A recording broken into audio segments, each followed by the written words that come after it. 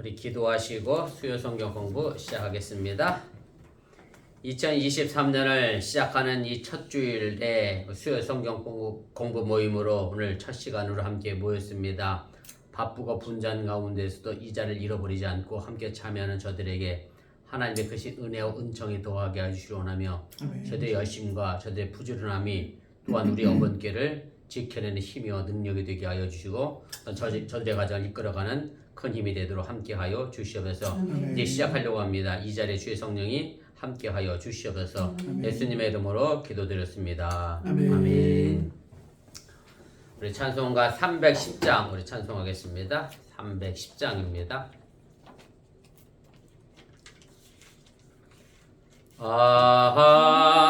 하나님의 은혜로 있을 때 없는 자 왜 구속하여 주는지 난 알 수 없도다.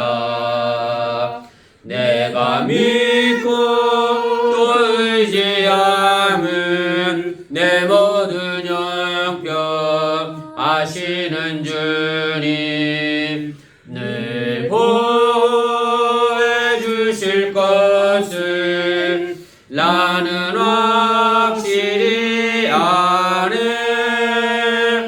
왜 내게 그 센 믿음과 또 복음 주셔서 내 맘이 항상 편한지 난 알 수 없도다. 내가 믿고 또 의지함은 내 모든 형편 아시는 주님 늘 보호해 주실 것을 나는 확실히 아네. 왜 내게 성령 주셔서 내 마음 감동해 주 예수 믿게 하는지 난 알 수 없도다. 내가 믿고 또 의지함은 내 모든 형편 아시는 주님 늘 보호해 주실 것을 나는 확실히 아네. 주 언제 강림하실지 혹 밤에 혹 낮에 또 주님 만날 그것도 난 알 수 없도다. 내가 믿고 또 의지함은 내 모든 형편 아시는 주님 늘 보호해 주실 것을 나는 확실히 아네. 아멘. 우리 찬송 한 장 더 하겠습니다. 314장입니다. 314장 우리 찬송 한 장 더 합니다. 내 구주 예수를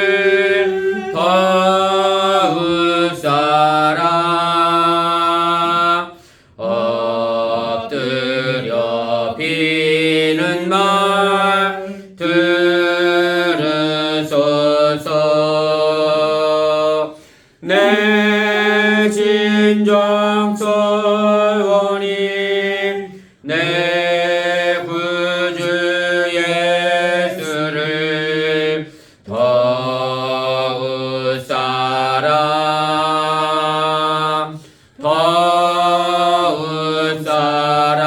사랑 이전에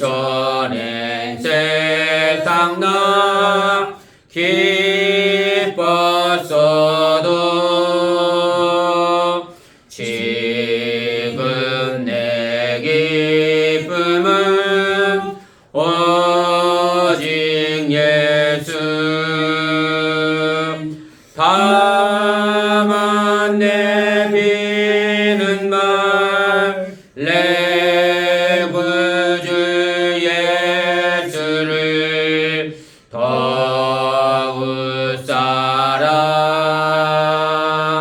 더욱 사랑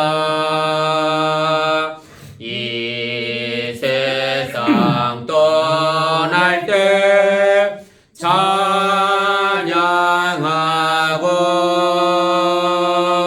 숨질 때 하는 말 이것일세 다만 내비는 말 내 구주 예수를 더욱 사랑 더욱 사랑 아멘.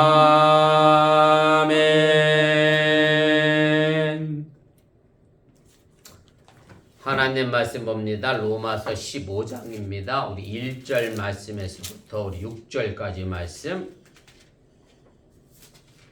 우리 한 절씩 교독하시고 우리 6절은 함께 읽겠습니다. 믿음이 강한 우리는 마땅히 믿음이 약한 자의 약점을 담당하고 자기를 기쁘게 하지 아니할 것이라. 우리가 각 사람이 이웃을 기쁘게 하되 선을 이루고 덕을 세우도록 할지니라. 그리스도께서도 자기를 기쁘게 하지 아니하셨나니 기록된 바 주를 비방하는 자들의 비방이 내게 미쳤나이다 함과 같으니라. 무엇이든지 전에 기록된 바는 우리의 교훈을 위하여 기록된 것이니 우리로 하여금 인내로 또는 성경의 위로로 소망을 가지게 함이니라. 이제 인내와 위로의 하나님이 너희로 그리스도 예수를 본받아 서로 뜻이 같게 하여 주사 한 마음과 한 입으로 하나님 곧 우리 주 예수 그리스도의 아버지께 영광을 돌리게 하려 하노라. 아멘. 네, 오늘은 45번째 시간입니다. 제목은 그리스도의 모범과 일치된 삶에 관한 내용입니다. 우리 내용분에 보시면 이제 계속해서 우리가 교회의 약한 자를 위하여 강한 자가 어떤 의무를 가져야 하느냐에 관한 문제를 이야기를 하고 있고요. 그래서 어찌 보면 이제 그 마지막 부분에 이제 해당한다라고 우리가 할 수가 있습니다. 그래서 3번에 가로 동그라미 1번 상호 심판의 문제는 이제 믿음이 연약한 사람이 믿음이 강한 사람에 대하여 이제 비판하지 말 것을 이야기한 거고, 이제 두 번째 음식의 문제와 강한 자의 자세는 이제 반대로 믿음이 강한 사람이 믿음이 연약한 사람에 대하여 이제 포용하고 받아줄 것을 이야기하고 있는 것이고요. 그 다음에 오늘 3번, 4번이 결론적으로 이야기하는 겁니다. 그러면 이 교회 안에 이제 발생한 로마 교회 안에 발생한 믿음이 강한 자와 믿음이 연약한 자의 문제를 해결하는 방법이 뭐냐라고 한다고 하면 누구를 본받으면 된다? 간단하게 얘기하면 예수 그리스도를 우리가 본받으면 되고 또 예수님과 일치된 삶을 우리가 살아가게 되면 교회 안의 갈등과 분열의 문제는 쉽게 해결될 것이다 라고 하는 것이 사도 바울의 이제 전체적인 이야기입니다. 우리 본문 개요 보도록 하겠습니다. 그래서 믿음이 연약한 자에 대한 의무에 대해서 오늘 이 단락이 말하고 있는 것은 예수 그리스도를 이제 모범으로 삼아라 라고 하는 얘기고요. 결국 이것으로 인해서 이제 로마 교회의 분열과 갈등의 문제를 사도 바울이 최종적으로 정리하고 있고, 그 다음에 로마서가 크게 두 부분으로 나눠진다고 제가 말씀을 이미 드렸었는데 11장까지는 어찌 보면 신학적 어떤 원리에 관한 이제 사도 바울이 이야기를 하고 있고 12장에서부터는 뭐라고 그러죠? 너희는 이 세대를 본받지 말라. 그렇게 시작하면서 우리 기독교인이 신앙 안에서 사회적으로 그리고 교회 안에서 어떤 삶을 살아야 될 것인가에 관련한 어떻게 보면 윤리와 도덕에 관련된 문제를 이야기하는데 그 부분을 최종적으로 마무리하고 있는 것이 오늘 본단락의 이야기입니다. 왜냐하면 이제 로마서 마지막은 결국 15장 14절부터 사도 바울이 이제 마지막 편지 부분을 이제 이야기하고 있기 때문에 이제 실제적인 로마서 내용은 오늘 13절에서 이제 끝이 나게 된다라고 하는 것을 이해하면 되겠습니다.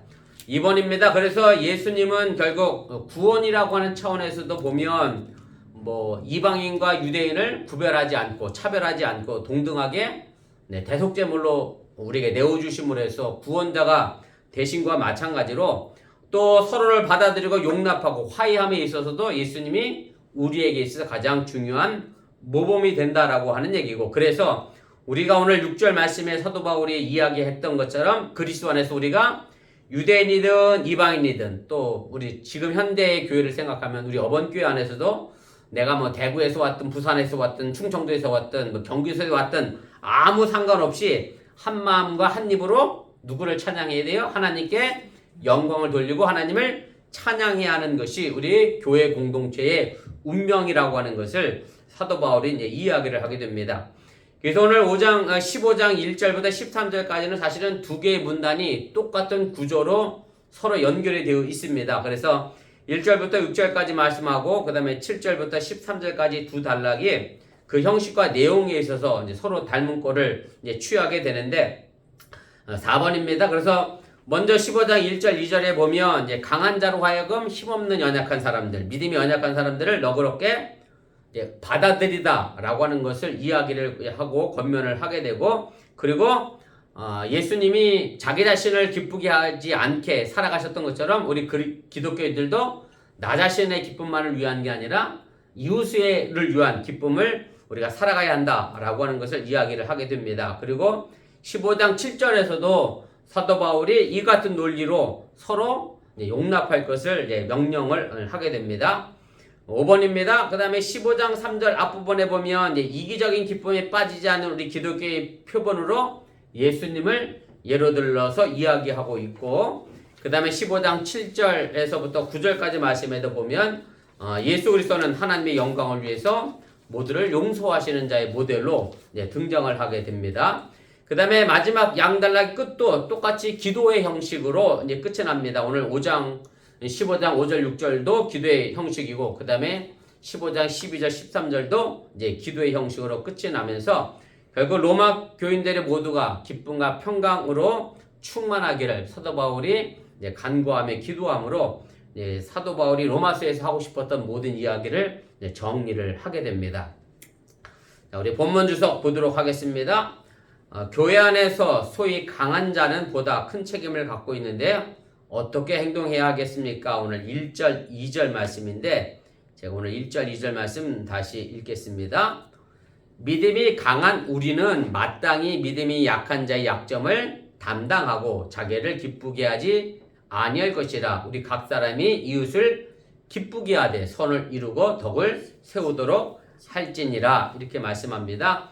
그래서 사도 바울은 이제 자기 자신을 어디에 속한 사람으로 이야기하고 있느냐면 믿음이 강한 사람. 왜냐하면 뭐라고 표현했기 때문에 우리는 이랬으니까 사도 바울을 포함한 자신도 믿음이 강한 사람으로 이야기를 하게 되는데, 그래서 교회 안에서 믿음이 강한 사람과 믿음이 연약한 사람을 사도 바울이 어떤 정치적인 파당으로 나누려고 하는 게 아니라 교회 안에 다양하게 신앙생활하는 사람들의 모습을 표현하고 나타내주고 있음을 보게 됩니다.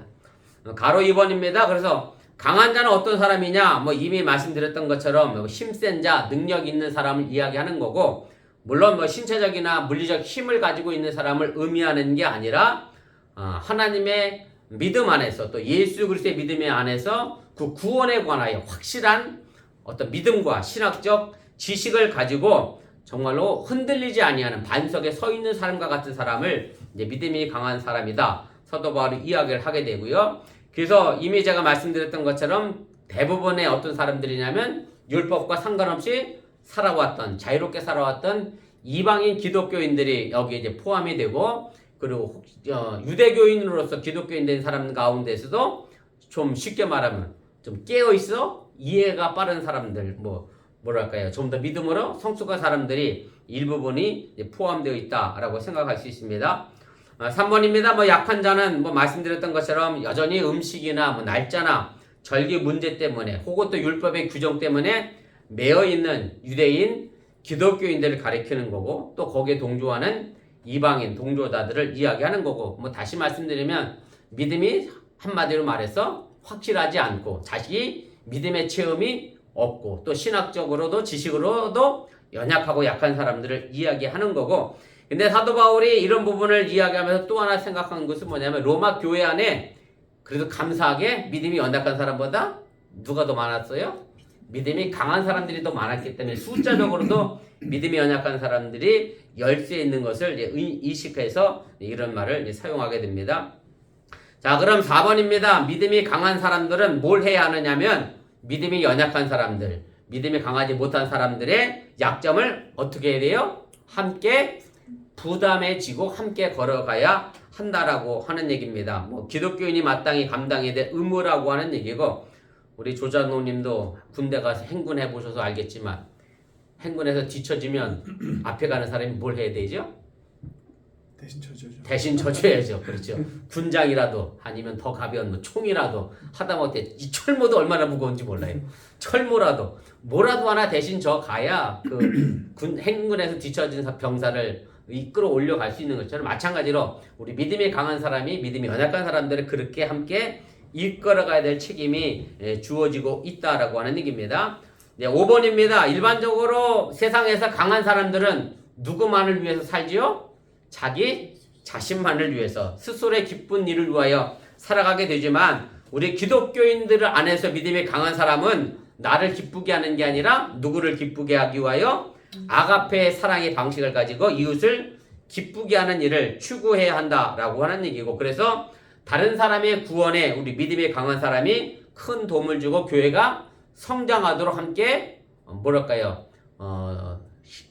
같이 짐을 져주고 이끌어가는 그런 일들을 해 나가야 한다라고 하는 얘기입니다. 그런데 이제 문제는 뭐냐면, 교회 역사, 2000년의 역사 속에서 보면 여러분들도 경험해 보셔서 뭐 아실 수도 있을 것 같기도 한데, 교회 안에서 분쟁과 분란은 주로 누구에게 나오느냐면 믿음이 연약한 사람이 아니라 믿음이 혹 강하다고 하는 사람들, 또 뭐 단순히 믿음뿐만 아니라 내가 교회의 많은 부분을 헌신했다고 하는 사람들, 혹은 뭐 재정적으로 내가 교회의 많은 부분을 애썼다고 하는 사람들이 자신의 주도권을 가지고 교회를 이끌어 가려고 할 때 이제 그런 문제가 분열의 문제가 생기게 된다라고 하는 얘기고, 그래서 오늘 사도 바울의 권면처럼 믿음이 강한 사람들이 사실은 믿음이 연약한 사람들에 대하여 구원 문제보다도 관심을 가져야지 교회의 갈등과 분열을 조장해서는 안 된다라는 것을 우리가 기억하시기를 바랍니다.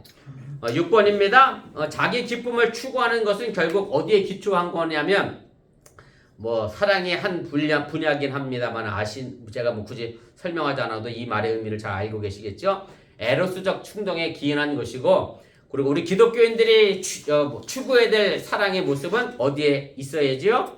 아가페적 사랑으로 나 자신보다 하나님과 이웃의 기쁨을 헤아리는 그런 이타적 삶의 자세를 우리가 가져야 합니다.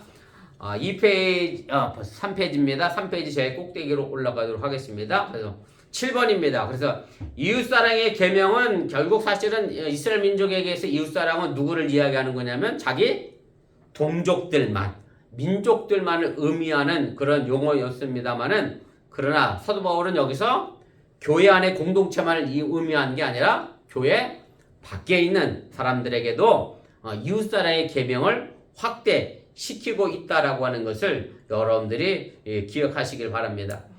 제가 각주 1번 레위기 19장 18절 말씀 달아드렸는데 한번 보세요.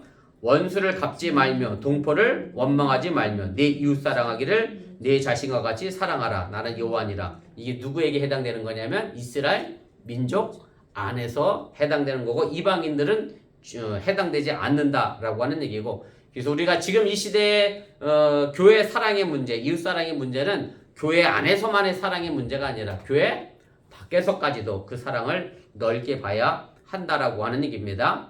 오늘 사도 바울의 믿음이 강한 사람들에게 요구하는 귀한 덕목 두 가지가 있습니다. 그것은 바로 선과 덕이라고 하는 덕목인데, 뭐 선이라고 하는 것, 덕도 마찬가지고 윤리적인 차원의 어떤 도덕적 차원의 유익의 문제가 아니라, 선은이라고 하는 것은 구원에 도움을 주는 행위를 이야기하는 거고, 덕도 마찬가지로 신앙 공동체, 교회를 튼튼하게 세워가는 일에 바로 그것이 덕을 세우는 것이다라고 사도 바울이 이제 표현을 하고 있습니다. 3번입니다.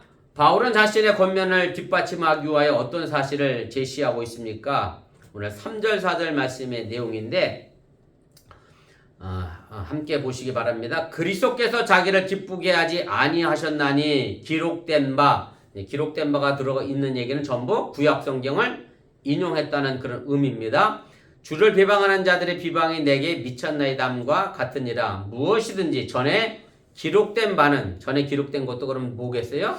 구약 성경을 이야기하는 거고, 우리의 교훈을 위하여 기록된 것이니 우리로 하여금 인내로 또는 성경의 위로로 소망을 가지게 함이니라. 이렇게 말씀합니다. 사도 바울은 그래서 3절에서 자신의 이 권면을 뒷받침하기 위하여 빌립보서 2장 5절부터 6절까지 있는 말씀을 통해서 예수 그리스도가 우리의 삶의 모범이 됨을 이야기를 하는 것이고, 그리고 우리도 예수 그리스도의 삶을 그대로 일치하는 삶으로 따라가야 할 것을 이제 제시를 하게 됩니다. 그러면서 오늘 인용된 말씀의 내용은 시편 69편 9절에 있는 말씀입니다. 각주 4번에 달아드렸는데 한번 보세요. 이렇게 되어 있습니다. 주의 집을 유하는 열성이 나를 삼키고 주를 비방하는 비방이 내게 미쳤나이다 라고 하면서 이 말씀의 의미는 이제 하나님을 섬기는 종의 태도에 관한 이야기를 하게 됩니다. 그래서 구약 성경에 나오는 주는 사실은 누구를 가리키는 거냐면 누구겠어요? 주인 대신 하나님을 의미합니다. 그래서 여기서 하나님의 집을 위하여 열심을 일하는 그 열성이 나를 충만하게 채웠고, 그리고 또 하나님을 비방하는 비방이 결국 누구에게 왔어요?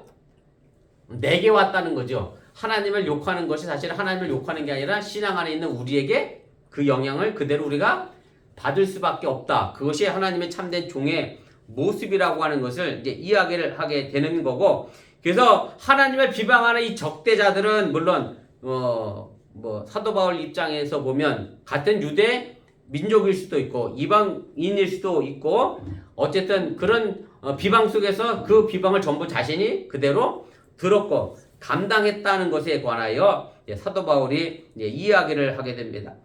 그리고 사도 바울이 이제 이 구절과 연결시키면서 예수님께서 자기를 기쁘게 하지 않으셨다라는 것을 분명하게 이제 보여주게 됩니다. 사실은 이것은 제가 거기 보세요. 제가 각주 2번, 3번 빌립보서의 내용을 적어드렸는데 2장 6절부터 8절까지 말씀의 내용입니다. 함께 보겠습니다. 너희 안에 이 마음을 품어라. 곧 그리스도 예수의 마음이니 그는 하나님의 본체시나 하나님과 동등됨을 취할 것을 여기지 아니하셨다. 그리고 오히려 자기를 비워 종의 형체를 가지시고 사람들과 같이 되셨고 사람의 모양으로 나타나시고 자기를 낮추시고 죽기까지 복종하셨으니 십자가에 죽으셨다. 그래서 예수님께서 보여주셨던 이 신앙의 본, 하나님과 같은 위치에 있었던 분이지만 자기를 낮춰서 우리를 섬기기 위해 오셨고, 그리고 죽기까지, 십자가에 죽기까지 복종하셨다고 하는 그 삶의 모습을 결국 예수 그리스도 안에 있는 믿음이 강한 사람들이 본받고 따라가야 될 중요한 모범이라고 하는 것을 사도 바울이 이야기하고 있음을 기억하시길 바랍니다. 가로 4번입니다. 그래서 여기서 바울이 강력히 주장하고 있는 것은 뭐냐면 결국 우리가 그리스도께서 보여주셨던 삶과 일치된 삶을 우리가 살아가야 할 것을 아주 강력히 주장하고 강조하고 있음을 여러분들이 깨달으시고 또 여러분들이 그런 삶을 살아낼 수 있기를 주님의 이름으로 부탁을 드립니다. 우리 4페이지 제일 위로 올라가겠습니다. 그래서 4절에 있는 말씀은 이제 사도 바울이 왜 3절에 있는 시편의 말씀을 인용하게 됐는가를 설명해 주는 내용입니다.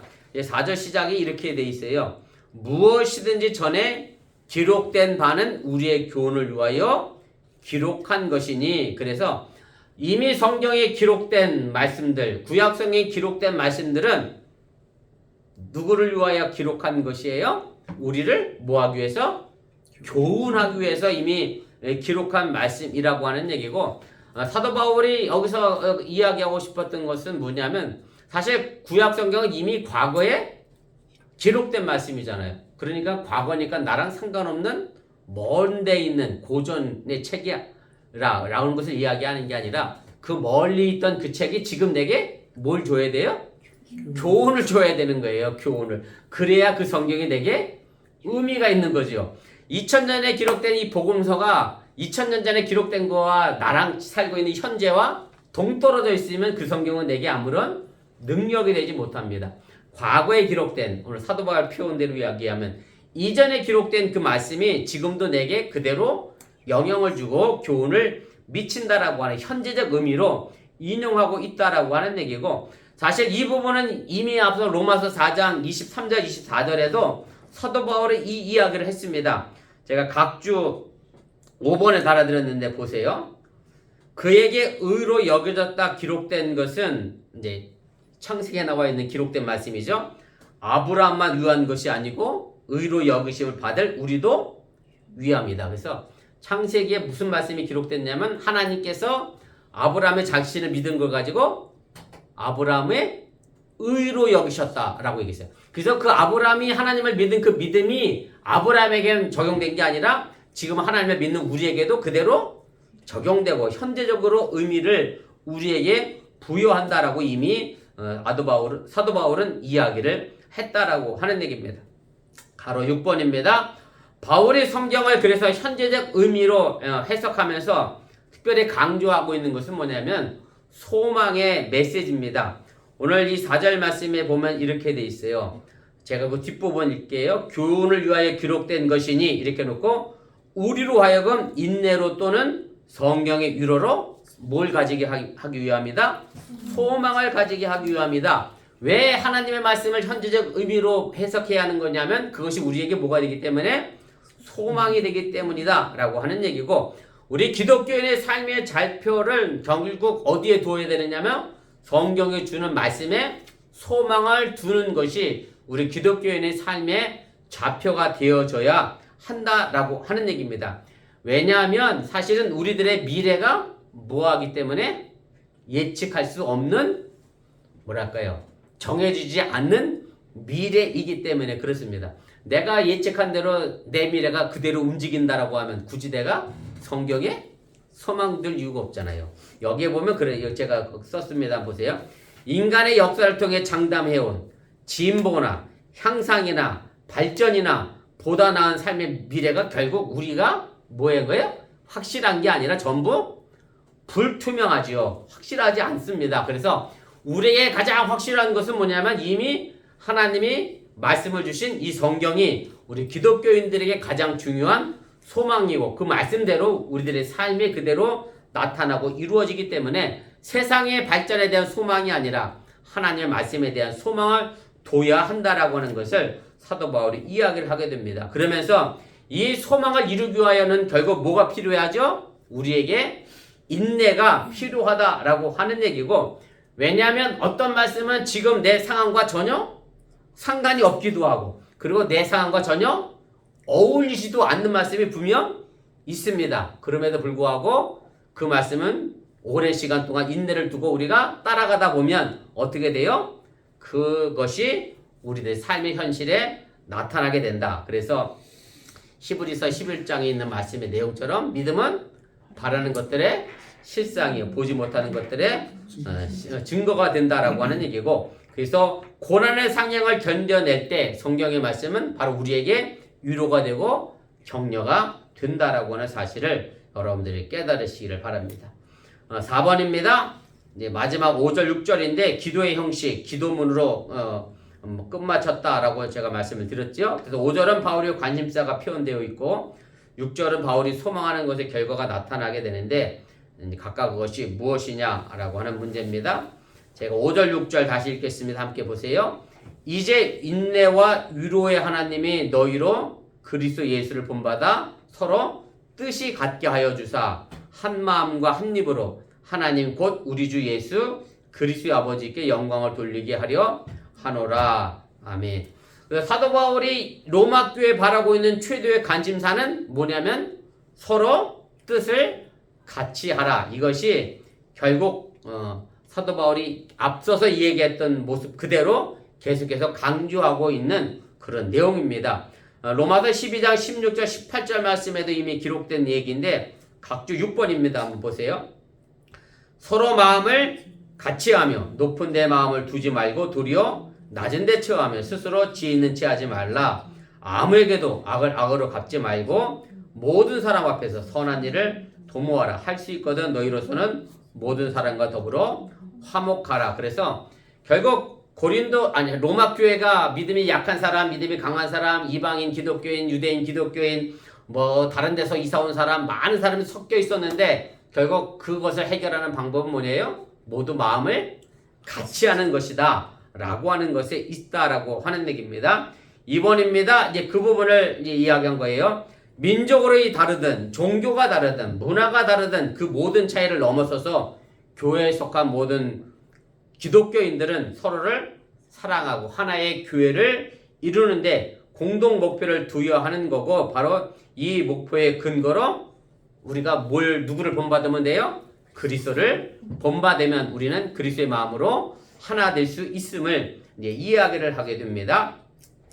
3번입니다. 그래서 이것은 이제 그리스도의 모범적인 삶을 따르라고 하는 것을 의미하는 동시에 또 예수 그리스도가 보여주셨던 뜻과 의지를 염두에 두고 있는 얘기고, 그래서 성경에서 가르치고 있는 가장 중요한 기준은 뭐냐면 모든 행동과 삶의 모습이 어디에 근거해야 돼요? 제가 늘 얘기하는 거지만 성경이 기준이 되어져서 거울이 되어져서 근거해야 한다는 얘기고, 그래서 우리가 기독교인, 크리스찬, 그리스도인 이렇게 부르는 얘기는 결국 우리들의 신앙의 삶의 모습은 뭐와 연결되어져요? 그리스도의 뜻과 연결되어져야 하고 그리스도 안에서 행동해야 되고 내가 그리스도의 통치 아래서 행해야 한다라고 하는 것을 이제 사도 바울이 이야기를 하게 됩니다. 자, 그럼 그렇게 하나 된 사람들이 결국 뭘 해야 하느냐면 오늘 6절에 있는 이야기인데 이게 참 중요합니다. 한 마음과 한 입으로 누구께 영광을 돌려야 돼요?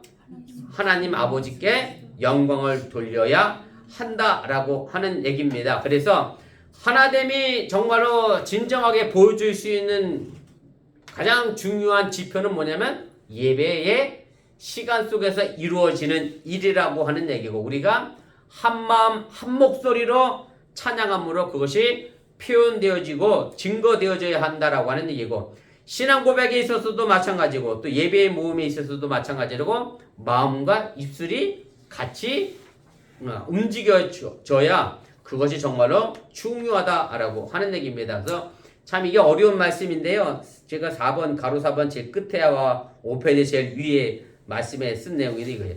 마음과 입이 결국 어떻게 하면 돼요?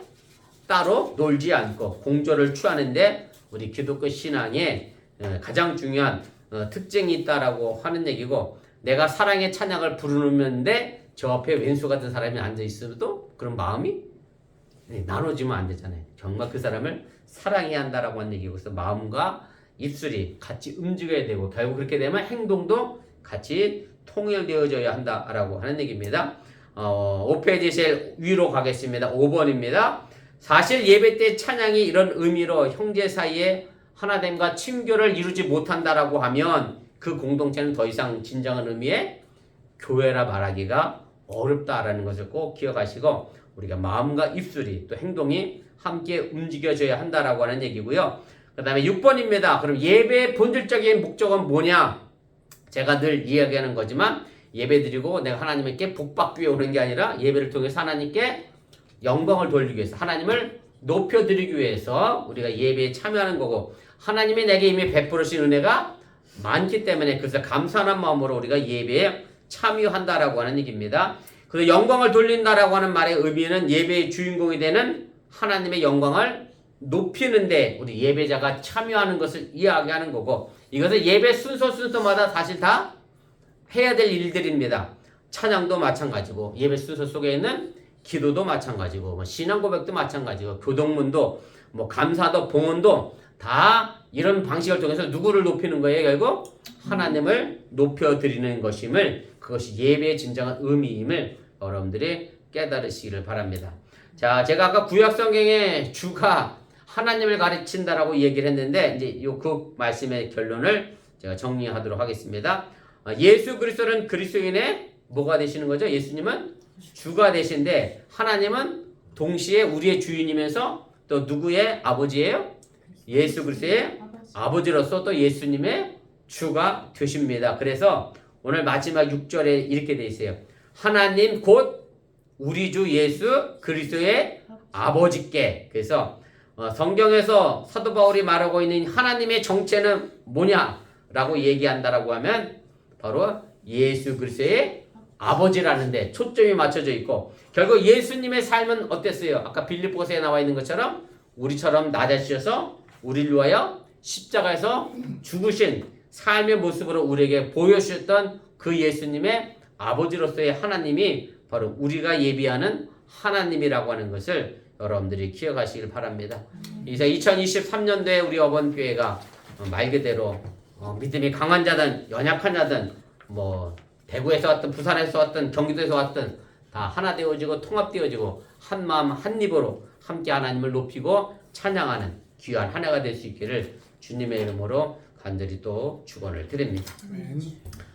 우리 잠시 말씀을 기억하며 우리 1분여 정도 합심해서 함께 기도하도록 하겠습니다. 제가 오늘 사도 바울이 마지막 권면의 말씀을 드렸던 믿음이 강한 자와 믿음이 연약한 사람들이 결국 예수 그리스도를 본받으면 이 모든 문제, 갈등의 문제, 분열의 문제가 해결될 것이다 라고 결론을 내렸습니다. 그래서 우리 어번교회가 2023년 이 한 해 정말 다른 것 본받는 삶의 모습이 아니라 예수 그리스도가 우리들의 삶의 본이 되는 삶, 그리고 우리가 예배를 통해서 정말로 한 마음과 한 입으로 하나님을 높여드리고 하나님께 영광 돌리며 예수 그리스도의 아버지 되신 그 하나님을 믿고 따르는 귀한 한 해가 될 수 있기를 바랍니다. 여러분들의 가정을 위해서 또 자녀들의 문제를 위해서 함께 기도하시고 제가 마무리 기도하겠습니다. 사랑의 하나님 고맙습니다. 오늘 시간에 부족한 종이 잠시 말씀을 가르쳤습니다. 행여 잘못 가르친 것이 있습니까? 저들 마음과 생각이 사라지게 도와주시고 하나님 말씀만이 저들 마음속 깊은 것이 자리잡아 하나님께 영광이 되도록 인도하시고 함께하여 주시옵소서. 오늘 사도 바울이 로마 교회가 믿음이 강한 사람과 믿음이 연약한 사람들 또 이방인 기독교인들과 유대인 기독교인들이 서로 분쟁하고 다투고 갈라진 상황 속에서 그것을 화해하고 치유하고 용서하고 용납할 수 있는 방법은 예수 그리스도를 본받는 삶, 그분의 삶과 일치된 삶을 살아가는 것이라고 오늘 우리에게 가르쳐 주었습니다. 정말로 우리들의 신앙의 삶의 모습의 기준이 다른 것에 있지 않고 예수 그리스도의 계심을 잃어버리지 않게 하여 주시기 원하며 오늘도 그 예수님의 모습을 따라 오늘 살아가게 도와주시고 그렇게 2023년도 우리 어번교회가 예수를 본받음으로 말미암아 하나님 앞에 영광을 드러내며 하나님의 영광을 높일 수 있는 믿음의 하나가 되도록 인도하시고 함께하여 주시옵소서. 2023년 저들의 기도 제목으로 적어놓은 기도들이 있습니다. 하나님 그 기도가 결단 헛되지 않게 도와주시기 원하며 사랑하는 자녀들이 또 저들이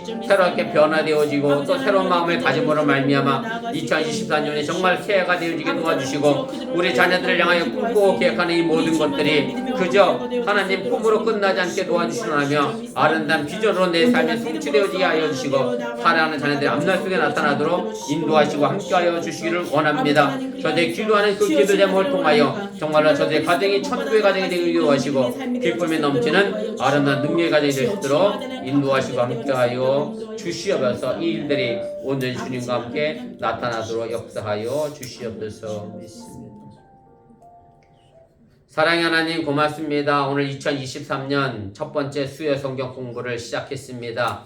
저들이 간구하고 기도하는 기도 제목들 함께 나누고 함께 기도합니다. 새벽마다 간구하는 그 기도가 헛되지 않게 하여 주시고 아름다운 열매로 저들의 가정 속에 나타나게 하여 주시기 원하며 2023년 우리 어번교회가 예수 그리스도를 본받음으로 말미암아 분열하고 나눠지고 갈라지는 교회가 아니라 하나 되어지게 하여 주시고 한 마음과 한 입으로 하나님을 찬양하게 하여 주시기 원하며 그렇게 온전히 성장해 나가는 믿음의 교회 공동체가 되도록 역사하여 주시옵소서. 이 모든 말씀 예수님의 이름으로 간절히 축복하며 기도드렸사옵나이다. 아멘. 하늘에 계신 우리 아버지여 이름이 거룩히 여김을 받으시오며 나라의 마옵시며 뜻이 하늘에서 이루어진 것 같이 땅에서 이루어지이다. 오늘날 우리에게 일용할 양식을 주옵시고 우리가 우리에게 주진 자를 사하여 준 것 같이 우리 죄를 사하여 주옵시고 우리를 시험에 들게 하지 마시옵고 다만하게 쏘옵소서. 대개 나라와 권세와 영광이 아버지께 영원히 있사옵나이다. 아멘. 감사합니다. 수요 성경 공부를 마쳤습니다. 건강한 모습으로 주일에 뵙겠습니다.